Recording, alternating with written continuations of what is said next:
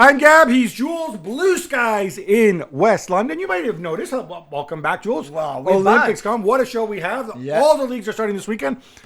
Time for change. You might notice this is a new set New as well. set. There you go. Yeah, same show though. No, even better, I think, this better, year. you're right. Jules, there's a ton to talk about. Also, because we haven't been around for the last 6 weeks. But let's start with a transfer. Not transfer, a season assessment. Assessment, you put it. A window assessment. One of our producers says, "Oh, you're doing your preview." I'm like, "No, because a moron does a preview in the middle of August when the window's open in another 2 weeks." You know, in the future, in like 20 years' time, people will look back and say, "Oh man, why did the season start while the window was still open and Yeah, everything it's true, changed it's later?" true, Right? it's That's the reality of it. Yeah. So we're going to assess where these teams are.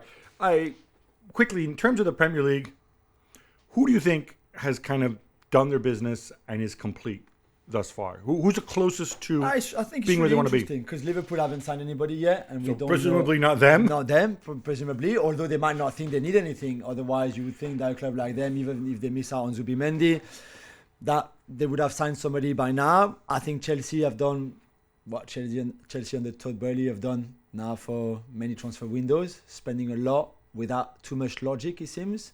But hey, why not? And still need to move a bunch of players out. I think, of unless this whole profit and sustainability thing isn't real. And Yeah, then it's whatever. a joke, right? Yeah, Because exactly. They make a mockery of it.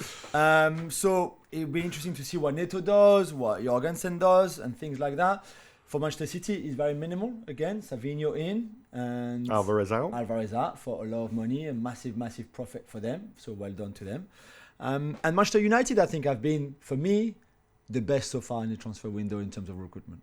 I think the fact that they got everything done at the right time. Yeah.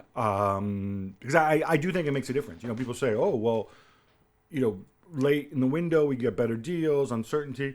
But the reality is, you are playing for points right now. Those points translate into money. Whatever you think you're saving later. Yeah. Not to mention the importance of getting players in, having them have a preseason, finding the right chemistry.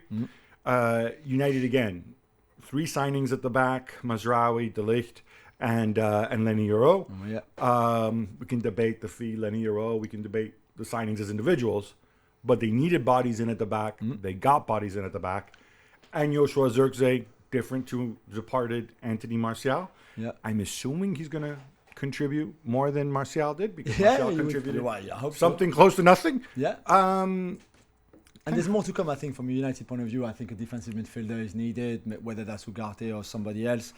So, I think it's very interesting what they did. And they sold well, too, which is also important. As you know, you always mention it.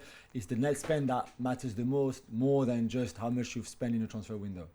Aaron Wan-Bissaka, obviously, getting 50 million back for him. And I think, there could yet be 1 or 2 more departures, I think. Greenwood as well, of course. And Greenwood, too. That is a big fee that they were able to get. Spurs as well. They got record signing. Okay, so Harry Kane leaves, and all right, we'll try Richarlison Yeah, or Son. or Son, but then you have to move Son from somewhere else because as good as Son is, he can't play 2 positions at once.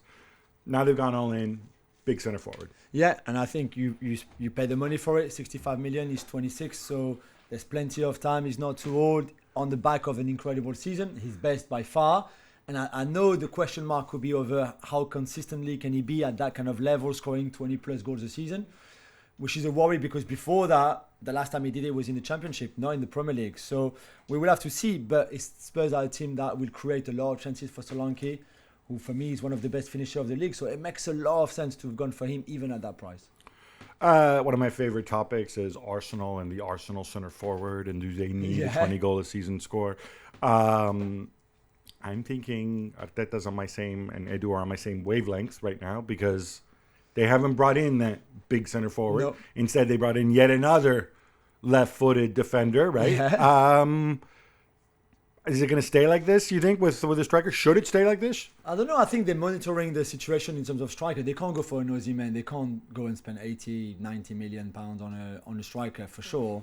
If there's an opportunity in the market, I think they will go for it. But I think they also remind people that last season they finished second best attack of the league, just behind City. So is scoring goals the problem when you finish second highest and a few goals only behind the champions and Manchester City and the Guardiola team? I think if you can do it, you can upgrade Eddie Nketiah off the bench. But I'm with you. I said this whole thing about the 20-goal season goal scorer for Arsenal, I don't think is necessary. All right, Jules, I was wondering how to do this assessment. It's an assessment. It's not a preview, right? Yeah. When I was a kid, spending my summers in Italy, the Italian papers loved making a Formula One analogy. Right. You know, obviously, for those who don't know Formula One, you've got 2 cars in the front row, 2 cars in the second row, and so on. It's kind of like a starting grill, if you will, right? Yeah. So who are we putting in the front grill? Which two teams? You see what I'm saying? Arsenal and City, yeah? Yeah, I think so. You have to really. They've been the 2 best teams for the last 2 seasons. Not that the recruitment has changed drastically the way they will play or anything else, but from Calafiori and Savinho, 2 really good signings for them. That is going to make them a little bit better, I think. So yeah, they're still the 2 favorite, I think, to win the title. I'll be curious to see. I think both are going to make other moves. Obviously, Arsenal, we'll get to them later. They're linked with Marino. I think they, without unquestionably, could use a central midfield. I don't know if Profilo's the profile, but whatever. If Marino's the profile. I find City really interesting post Alvarez because we haven't heard necessarily a peep about them bringing in a replacement, right? Credibly. Right. I'm assuming that'll change.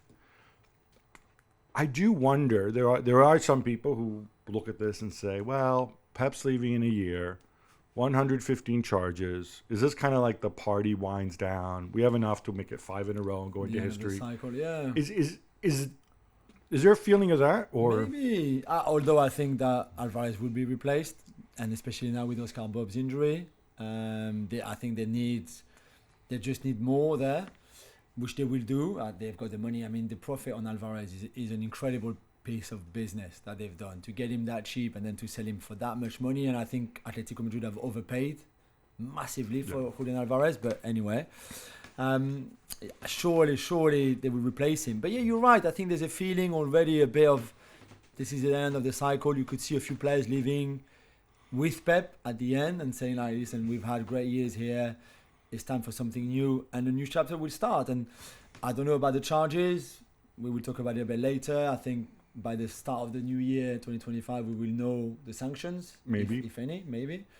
So we will see. But yeah, maybe it feels a little bit like that. Although I would not put it past them that they can go and get another treble or quadruple, because I think they'll still be that good and that team that could almost go the season unbeaten. Yeah, I don't think they're going to drop off unless there are major changes. People, obviously, De Bruyne is in the final year of his contract. Bernardo Silva, always gets rumored: is he staying? Is he going?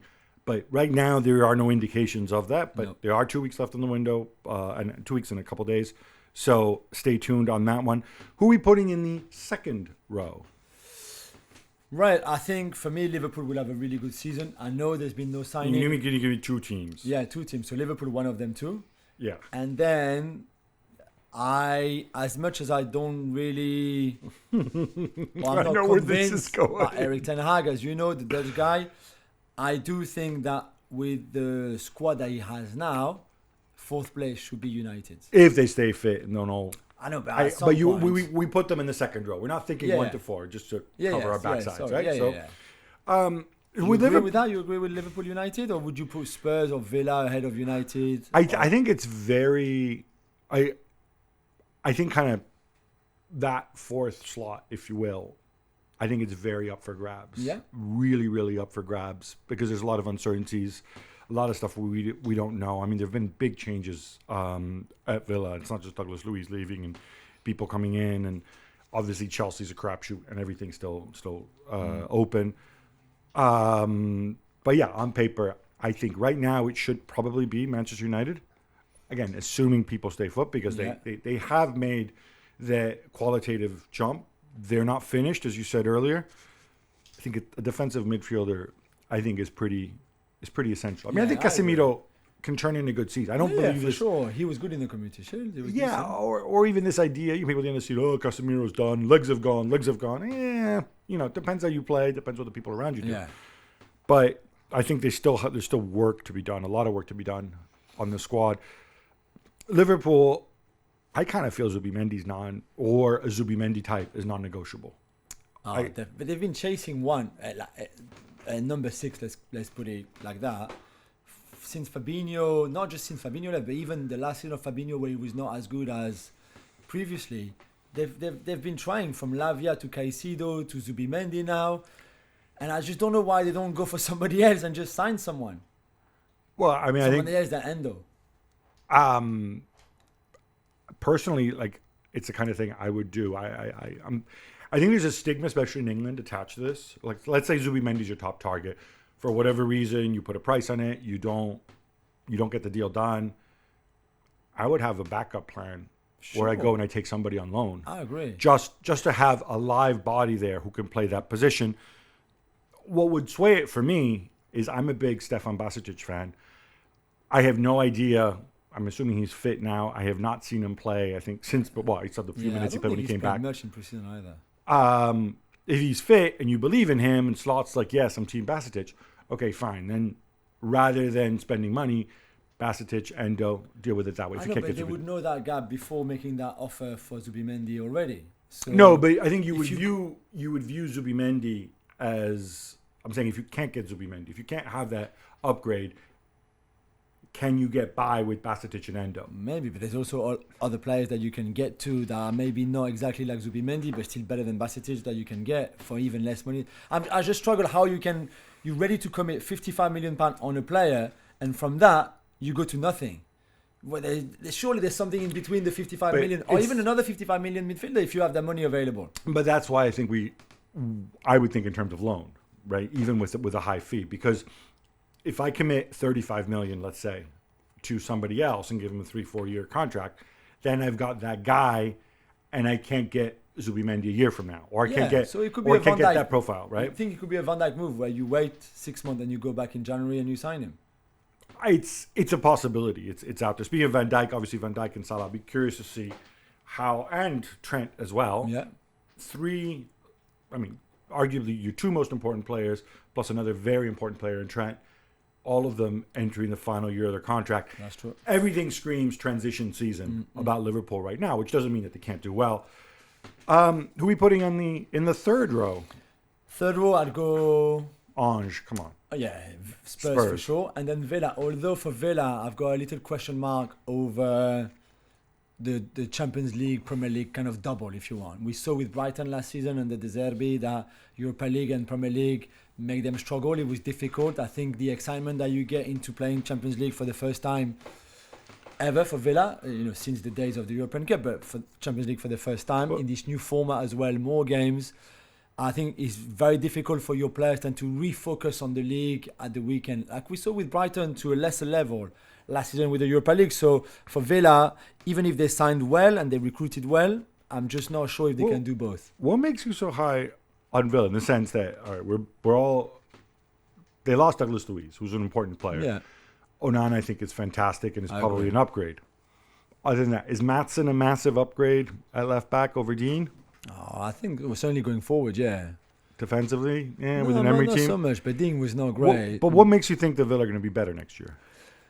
No, I mean, I think they will be at the same level. I just think that despite the good season that they had last year, I just think that the Champions League is going to pump so much out of them that I can easily... I've put them there more because of what they did last season and also because I would not want to put Chelsea there. So it's as simple as that. Or even Newcastle. So that's why I think they still could finish above Chelsea and Newcastle. So I put them there, and I think if they finish 6th, for example, with the Champions League at the same time, whatever they do in the Champions League, it's still a very good season for them. Do Spurs feel like they need to do more business? I mean... Archie Gray, Solanke, the 2 signings. I mean, Bergvall and young players like that. And Bergvall has looked good, to be fair, in pre-season. I still think that in midfield, where they've lost someone like Højbjerg, not that Højbjerg was a key player for them, but in terms of experience and everything, you still have now Sa and Bissouma, Bentancur. I would still think that... And Gray. And Gray is an outstanding young player, great future ahead of him. I still wonder if you need a bit of experience there, maybe. Speaking of experience, then I'm assuming in row 4, this is where we find Chelsea and Newcastle. We want to start with Newcastle? Can we just say once and for all, I think we have the evidence. We've been telling you for a long time.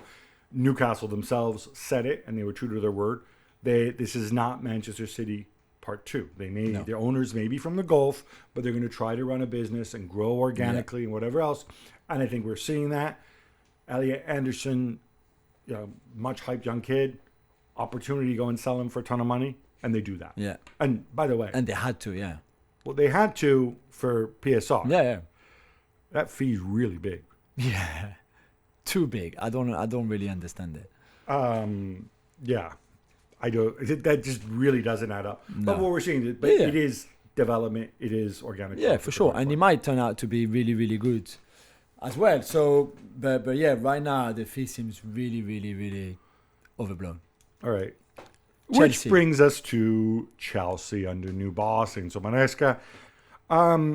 Did you see this coming? Honestly, did you see them spending that much money again? And they sold well. We have to remind everybody that Madsen, Lewis Hall, Hutchinson, all of that is almost 75 million pounds. So Hakeem Ziyech. Yeah, so it's great in terms of selling, but in terms of buying, it's not maybe so much how much money they've spent. It's like the kind of players they signed again, some of the positions that they signed, and really how they're building again this squad. So this is where I struggle with this a little bit, right? Because I'd been told the line. I mean, they made 10 signings this summer, and like some of them will end up in Strasbourg, some of them will stay where they are. A lot of hardcore analytics people, a lot of hardcore scouts. All the guys they brought last year, as I told, like Malagusto, Nico Jackson, whatever, they were hugely, highly rated young players, and you can debate whether they paid too much for them or not. This time around, it does feel a little bit like, okay, you get Dewsbury Hall, who played for Maresca, so Maresca's comfortable with him. I mean, he's young and good player, but not somebody you do cartwheels over. Margulieu, who, there's a reason why his release clause was €6 million. Well, he's a young player. But still, like, Omari Kellyman, or is it Omari Kellyman? Whatever his first name is. That seems to be an accounting thing that we've talked about. Neto at 54 million. My mind is blown. Not just his injury record, but also the fact. And it was suggested to me that he played on the right as an inverted winger, but he's left-footed. Oh, look, he can play on the left so what? You won't have an inverted winger on that side? You somebody delivering crosses to Nico? Yeah. I don't know. Neto is one that really surprised me. Another goalkeeper after Robert Sanchez and Petrovic in Jorgensen. Less of an issue with that. Yeah. He's 22 Although years they signed this very promising Belgian kid as well, a goalkeeper. So they have got 9 goalkeepers on their books now, which PSG had 10 last season, so it's nothing new here.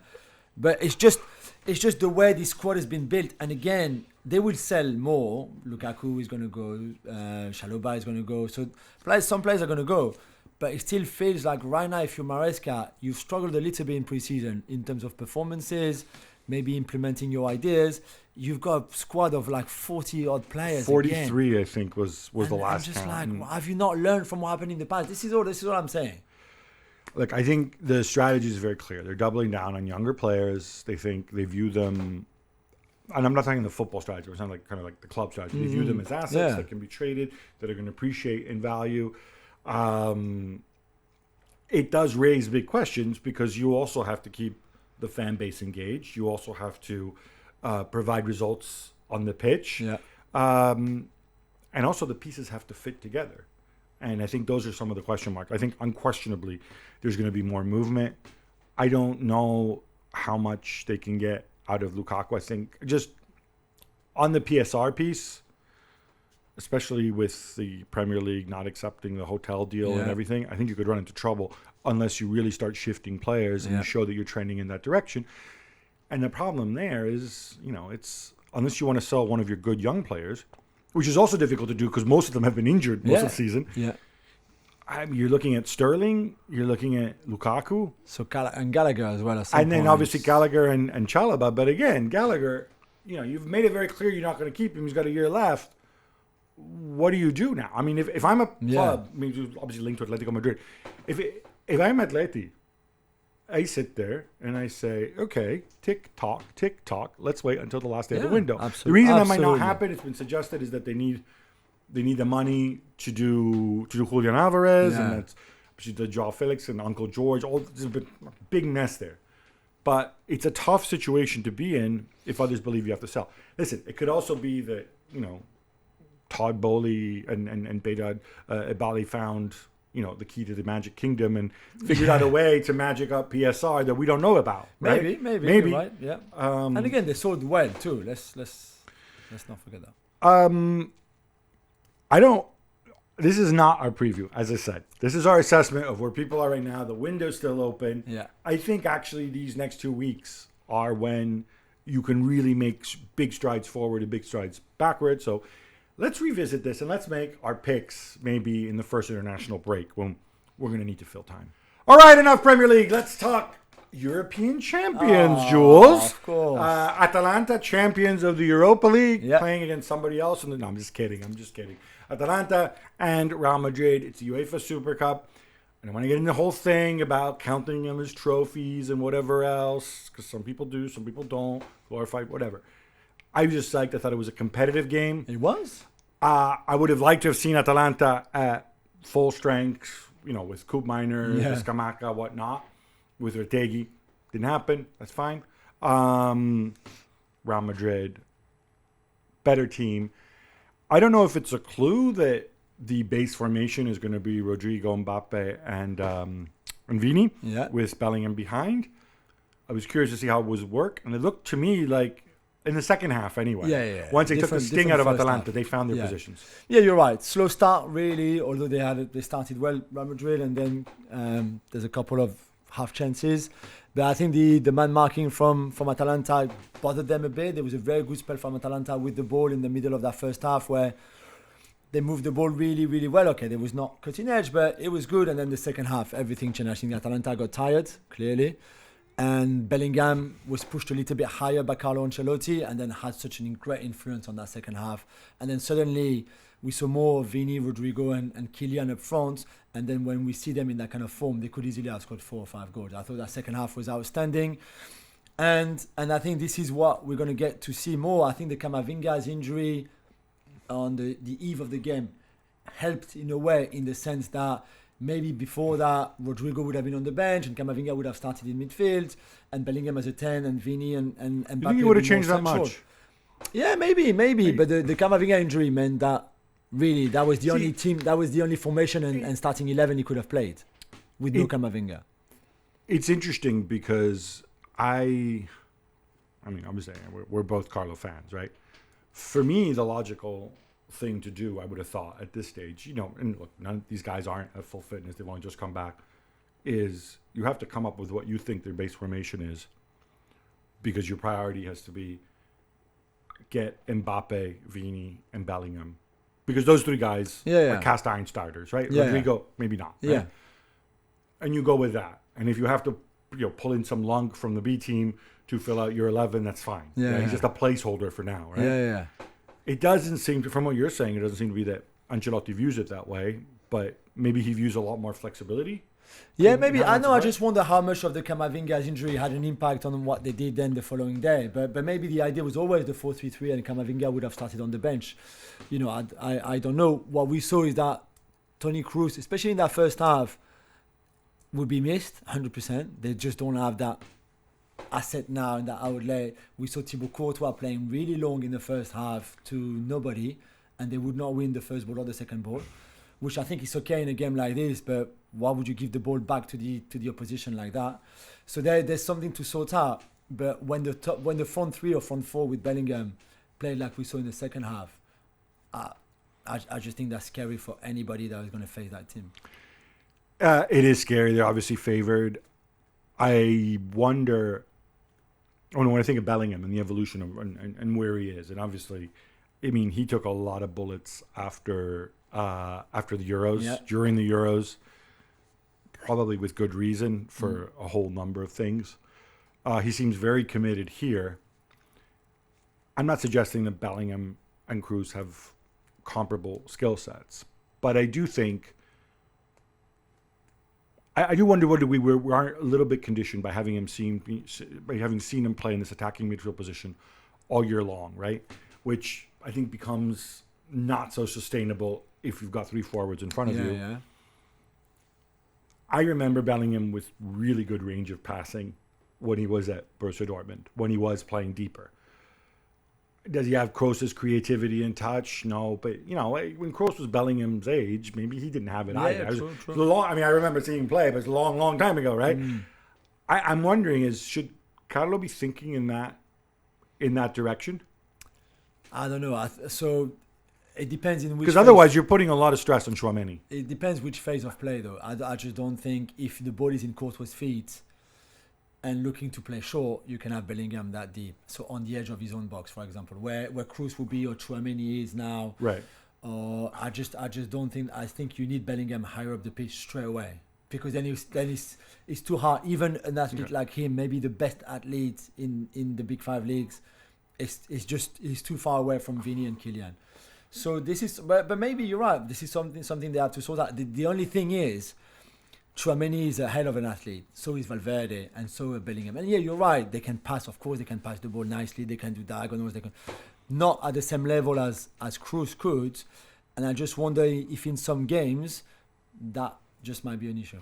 I just wonder, against the opponent who presses you, gets in Tchouaméni's face, is it more difficult to break the press? As we saw in the first half against Atalanta, Exactly. they struggled to build up from the back, Exactly. really, if that's what they wanted to do. A word on Atalanta, obviously a lot of big players missing, but as I look at this now, we're talking about them more when we talk about Serie A, I have them finishing top four. Yeah, me too. I mean, this is the first half was still good, really good. Very much a grown-up team. All right, enough Super Cup. How about some quick hits instead? Let's go, Gab. Man, I've been wanting to say that for weeks. No, I've missed it. La Liga kicks off this weekend. Jules, can Julian Alvarez and Robin Lenormand turn Atleti into legit challengers? What do we make of Barca? It's a good question. For Atleti, certainly a better team. And I don't think they even finished in terms of the transfer window. Let's talk about Gallagher. I think they were linked with N'Golo Kante as well, which I don't see in this one happening. They need to balance some books there too. Yeah, too. You're right. But Joao Felix, we expect him to go somewhere. I don't know where, but somewhere. I don't know, but somewhere, surely. So I like what Atletico have done. Listen, I don't think anybody come close to this Real Madrid team anyway. So it's who is best for second place. And you have them ahead of Barca in the Flickolution. Yeah. What about you? I saw them against Monaco, Barca, and I was very disappointing. It just hands down. I mean, the condition of Gavi when he comes back and stuff is such a major question mark. And also, I do think they're going to have financial restrictions again. Yeah, and we've seen it in the past. Oh, look, we signed Dani Olmo. Yeah, okay, but you register him next year. I mean, come on. I know. Gab, let's turn to Serie A as well. Who is best placed, according to you, to knock off Inter as champions? Ooh, I would probably say Milan right now. Yeah. I think they still have work to do. They still need a defensive midfielder. Fofana should be on his way soon. We've been saying for months. No, I know, but it seems and they have a very handsome Paulo Fonseca. I think Juve are going to be better, but there is. I really like kind of that dynamic Douglas Luiz, Kefren Turan midfield and everything. And Thiago Motta, obviously. Thiago Motta, but it is still a massive change in mentality, massive change in approach. I think it's going to take time, but I think they're going to be better. I'm not Team Conte at Napoli, as you know, for many reasons. I know. I think Roma is still very much a work in progress. And honestly, right now, I would put Atalanta easily, as I said earlier, in the top 3 or 4. Yeah, I agree. Jules, Bayer Leverkusen didn't just hang on to Xabi Alonso. They managed to keep the gang together. Yeah. It's looking really tight in the Bundesliga. Yeah, I think I like a lot of the signings that the 3 big ones, the 3 big clubs have done. Bayern Munich, Dortmund and Bayer Leverkusen. You mentioned Xabi Alonso. They signed Martin Terrier and Belocian, Alex Garcia. And they also kept, obviously, Wirtz and everybody. Boniface. And everybody. They kept the people who matter. Even Jonathan Tah, who we thought might leave at some point. So Bayern have looked good in terms of the recruitment. Palinia, Olise and Ito, although Ito is injured already. But Olise, the form that we've seen him being in the Olympics, I think would be a great signing for them. And for Dortmund, obviously new coach in Nouri Sahin, but some really good signing like Bayer recently. So I think it's going to be really open. More than ever maybe between those three. A lot of volume from Dortmund, and Pascal Gross we're big fans of. Yeah. Guirassy did it. The question obviously is, can he repeat? Anton, I think, is going to help at the back.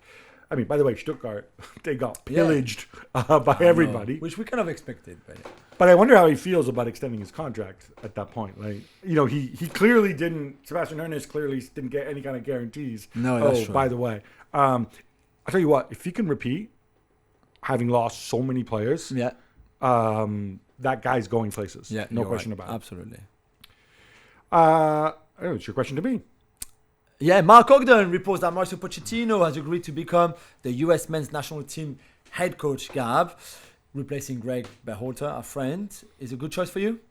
Pochettino's our friend too. Yeah, he's our friend. We're friends with everyone. We're all friends. You know what? The more I think about it, the more I like it. The more I have issues. Look, my issues with Pochettino, we've been through in the past. I think he's got tremendous strength, tremendous weakness. I think he's a really good match for the US. He's going to work with what he has. Yeah. He can't go and break balls upstairs. Yeah. Sometimes done. He's worked with Crocker before at Southampton, so there's an existing relationship. They know eyes wide open what they're going into. I like the fact, obviously, he's a fluent Spanish speaker as well. Yeah. It's a new experience for him. He's never done this. He's going to have to work differently. I think he's going to have to adjust his workloads. I think he knows all that. But, I mean, you get to coach the host nation in a World Cup. I know. That's also very appealing. Yeah, that's pretty good. So, yeah, I would have stuck with Berhalter. But if you can't do that, would we better option than Gareth Southgate? Yeah, okay. Definitely. Right. Ligue 1 also getting underway, Jules. Your boys Paris Saint-Germain and Le Havre playing Friday night.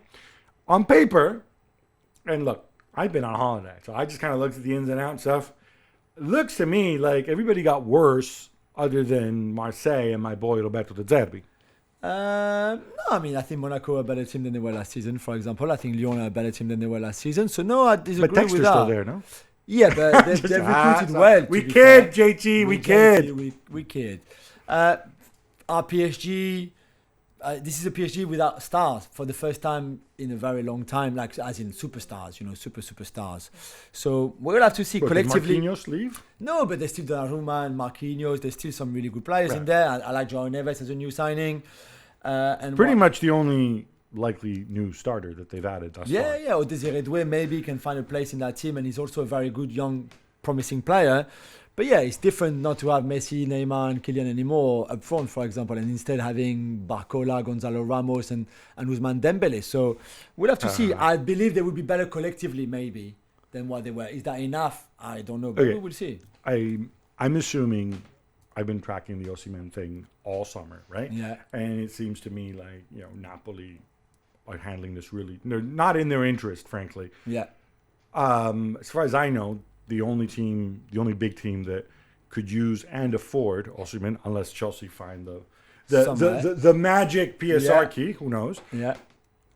Are Paris Saint-Germain. Yeah. Are we assuming he's going to rock up at the Parc des Princes circa August 30th? And it would make sense, although you need to obviously sell one of Gonzalo Ramos or Ronald Colomani. Yeah, you can't have 3 number 9s like that in your squad. It would be silly. Yeah, sell Randall, obviously. Yeah, you would think so.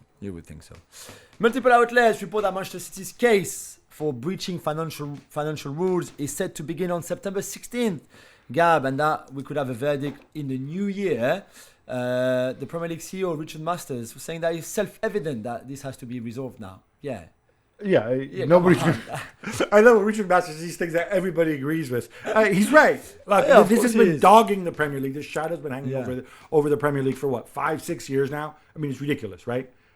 City need to be cleared, or need to be found guilty, and this has to move on. Now, my concern, though, given that lawyers, my favorite people in the world, are involved. They can say, it's going to start September 16th, and then wait for some other vermin lawyer to crawl out saying, oh, no, we need more time, or whatever.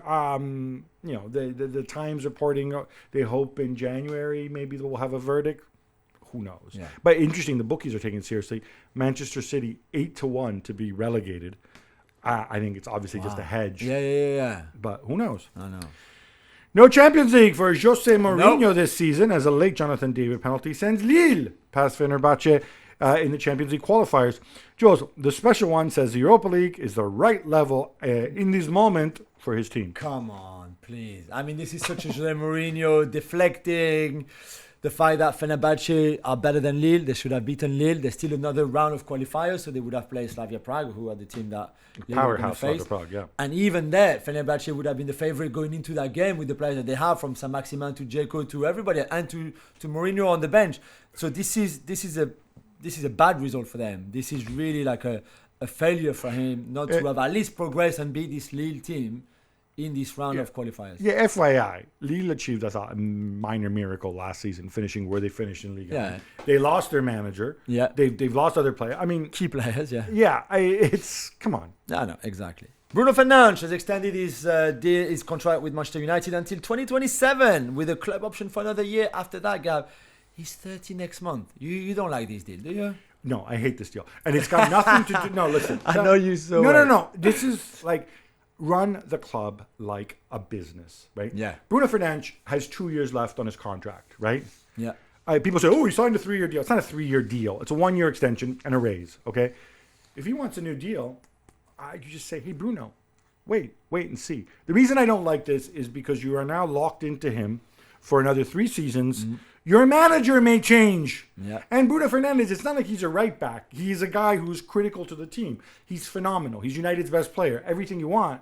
But what if you bring somebody in who wants to play a different way, who's not, why tie yourself like this when you don't want to? You can make this decision in 6 months' time. Yeah. The Premier League will have a dedicated account on X to explain VAR decisions next season. Seems reasonable, right, Jules? I like this a lot. Although our colleague Dale Johnson obviously will be unemployed now because he's going to run the account. No, he's going to run the account. I like this. I mean, it's what we said. More transparency. You explain to people. Yeah. It's good. That helps. I think the one thing they have to be smart about, I think Howard Webb is a clever guy. He's made the point before. He's asked people as well to be patient.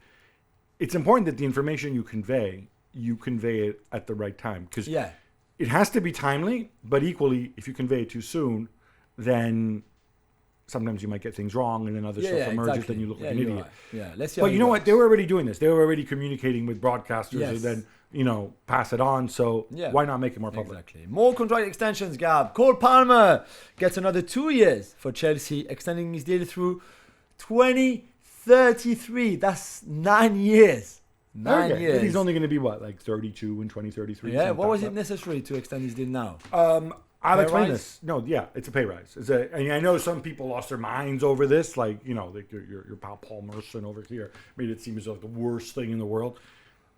The reason he does this is that it is possible to give somebody a raise without actually extending his contract, but technically it's trickier. The easier thing is to add years to the contract. This obviously also reduces his amortization as well a little bit. Of course.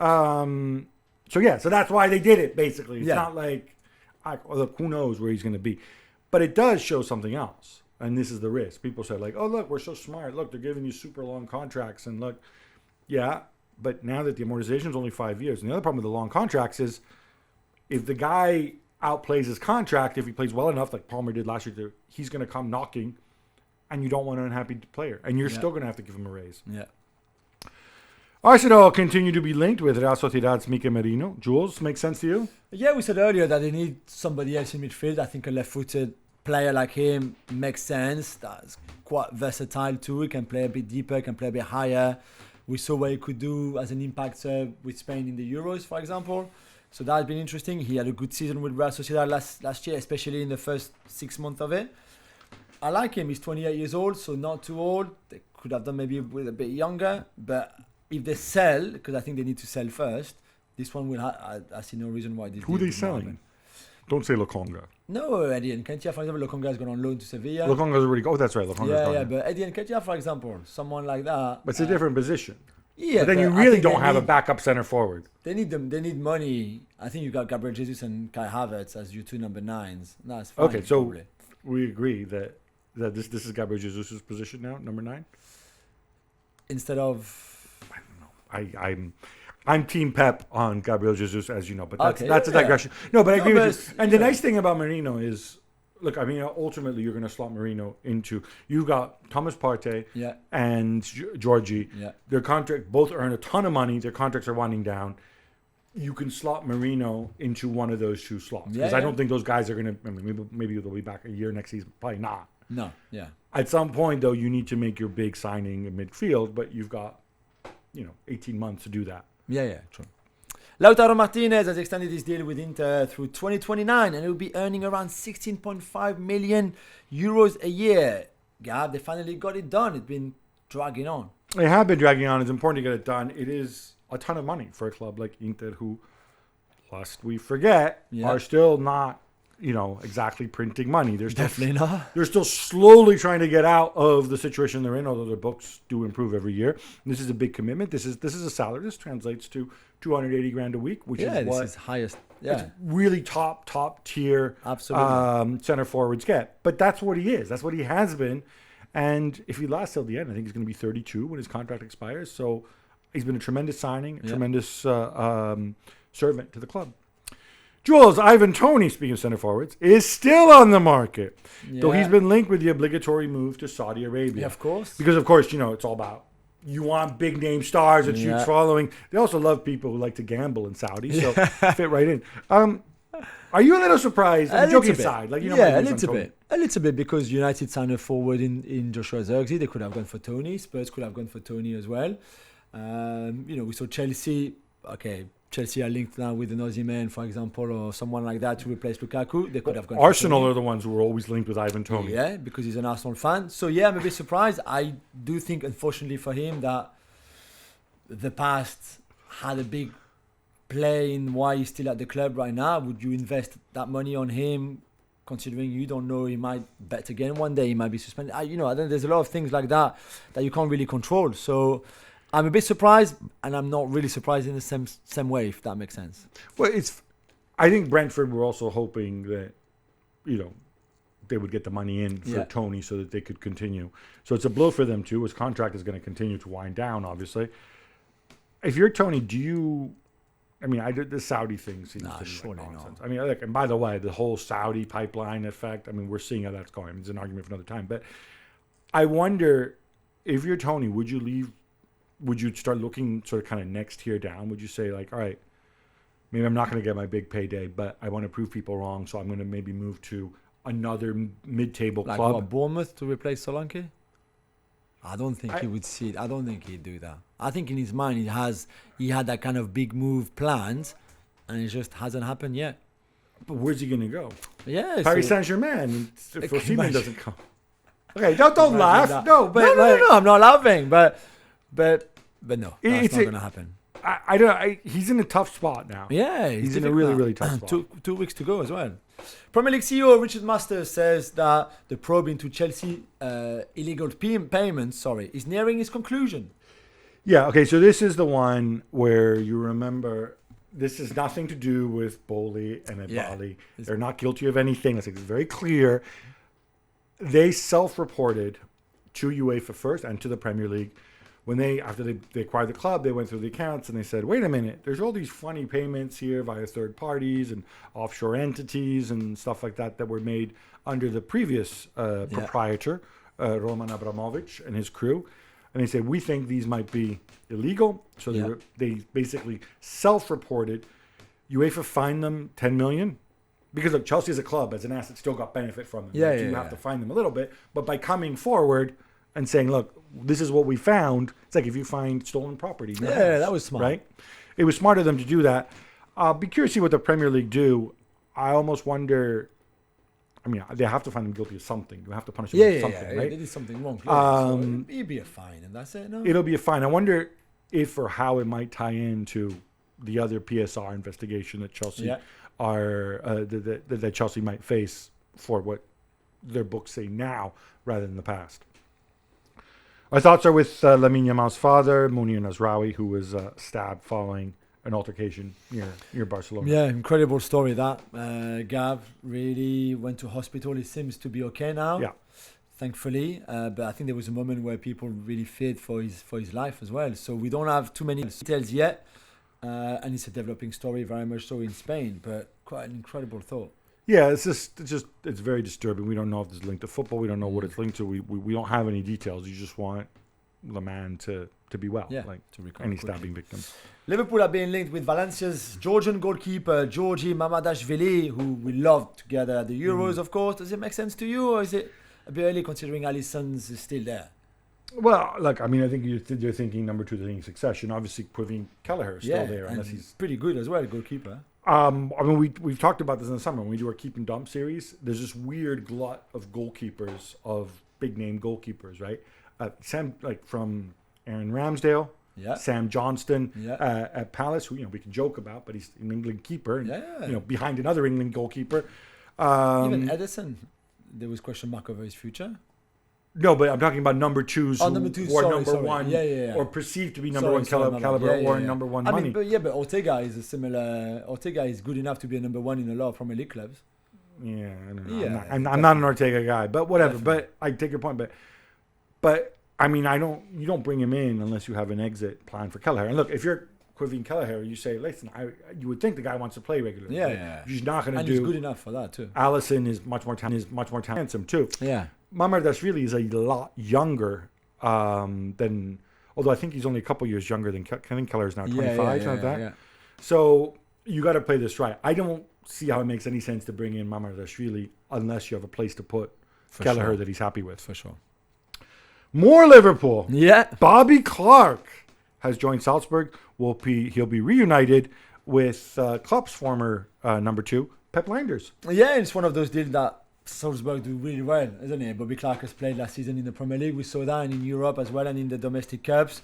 10 million might sound a little bit much, but you're not a Bobby Clark guy. No, I am. Lenny Yoro goes for 60 million, and Bobby Clark. Please don't compare Lenny Yoro. It's a different position, but still, man, he's played 70 games in the French top flight. Bobby Clark must have played 5 games, 6 games maybe, I mean. But it's good. I mean, this is what Salzburg do anyway. So Pep Lijnders knows him really well. There's the sell-on fee too, the sell-on percentage as well. It's a really good deal from Liverpool point of view, and for Salzburg at 10 million, you don't take that much risk. Amari Kellyman moves for 18 million. I would rather spend 10 on Clark. Okay, all right. Sure. Just checking. Yeah, just checking. Alexis Sanchez isn't done, Gab. Just not yet. He signed a 2-year deal with Udinese, where everything began for him 18 years ago in Europe. This is really just an excuse to talk about El Niño Maravilla. It's funny. Udinese actually signed him. I think he was at Cobreloa. They signed him when he was younger. They went back. They first met his family when they were like 13, or when he was like 13 or 14 years old. He had, people don't understand the hype that was surrounding him. He had Real Madrid, he had Manchester United looking at him. He's from a small town called Tocopilla, which is on the Pacific Ocean in Chile. And even though they're a small club, they moved and they spent a ton of money on him as a 16-year-old, left him there until they could move him. It's just nice to see him come back. Like, hey, what can he actually contribute? We'll see. But he was good for Marseille when he was there. And look, if there's one place where very old strikers continue scoring a ton of goals, going back to the days of Totò Di Natale, Toney Christmas, it's Serie A. Yeah. Wojciech Szczesny has agreed to rescind his contract with Juventus and is now a free agent. Gab, he had a year left on his deal. Can you explain this to us? Yeah, it's funny. They paid him off. They basically paid him off. He's 34. He's 84 caps for Poland. He's a good goalkeeper. He's a very good goalkeeper. We were talking before about Keller, Ramsdale, these keepers on them. There's just a glut of goalkeepers on the market. Juventus deciding to go with Di Gregorio and Mattia Perino sticking around. It doesn't really fit what Thiago Motta wants to do. He's on a lot of money. But basically they're saving themselves about $5 million, right? He was going to make $12 million this season. They paid him $7 million, and he's out there. He's on the market. It means they can sign for less money. I think anybody who needs a goalkeeper, I think he'd be very, very good for, outside the top 10 or 12. And the fact that he's a free agent, he's not going to rush into it. He's made his money. Yeah. I don't think it's going to be a De Gea situation where he goes and he sits on his hands for a long time. Yeah, I ends up agree. in Florence. So, plus he's a nice guy, He's a lovely good guy. interview. Really I want to see him do well. Cristiano Ronaldo scored for Al Nassr in the Saudi Super Cup semi-final against Al Tawoun. He has now scored in 23 consecutive professional seasons. Jules, is this a thing, or is this a hokey excuse? No, it's the longevity that is amazing. You know, well, the level of Al Tawoun, I don't know, to be fair. I saw the highlights. Well, they were in the Super Cup. Yeah, they were still in the Super semi-final, though. Semi-final. Yeah, semi-final. But it's the fact that he's still there. He's 40 years old. He still scores goals. And that has to be appreciated. That's what I'm saying. And respected. I think it will be. And I think we're going to mention this again when he scores in the league, because we'll be like, oh, look, 23 league seasons. Drake is now an investor. Drake, as in Drake, the singer. Started from the bottom, now we're here. As an investor in Venezia, in Italy, Gab and his Nike sub-brand Nocta. Which I had never heard of until today. I've got a couple of... I figured you would. Yeah, will be the Serie A club's kit supplier this season as well. Is this a publicity stunt, or is there more to it, do you think? So as I understand it, Drake is a part of Apex Capital, which is this group which helps, they do investments, they help athletes and entertainers manage stuff. Look, he said the right things. It's Venice, right? Yeah. So that's going to have appeal because it is one of the most special places in the entire universe. He's obviously a sports fan. He's a big basketball fan. I think he might be a football fan as well. Yeah. I don't, not my kind of celeb, but more Kendrick Lamar oriented. Okay, yeah. You're in that battle. You're more Kendrick. One of them is a very talented lyricist. The other one, Drake, is more handsome.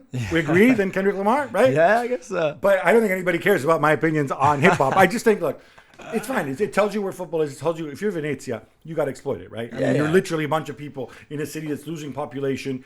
That's soon going to become a tourist theme park. Yeah. So you got to hang on to what you have, and this is one of your selling points, and it's cool. Nothing wrong with that. We saw Kevin Durant becoming an investor at PSG and getting like a minority shareholders. This is it's like similar. It wasn't the same thing. Wasn't it LeBron? LeBron at Liverpool at 2% or something. He just takes a picture and ha. Well, there's a bit of money involved too, a few million still. You think Kevin Durant put his own money in? He put some of his own money in, yeah. Really? Definitely. Yeah. Which is a good thing. I'd love to know his LeBron. financial advisors. I really would. Well, great of you, KD. Jules, this brings us to an end, but look, the season's here. We're going to be with you. You won't be here on Monday. I'll be joined by Stuart Robson, who better to break down the first week of games. Chelsea City to look into. Not too bad. Sunday afternoon. Until then, love the game, love your neighbor, love yourself.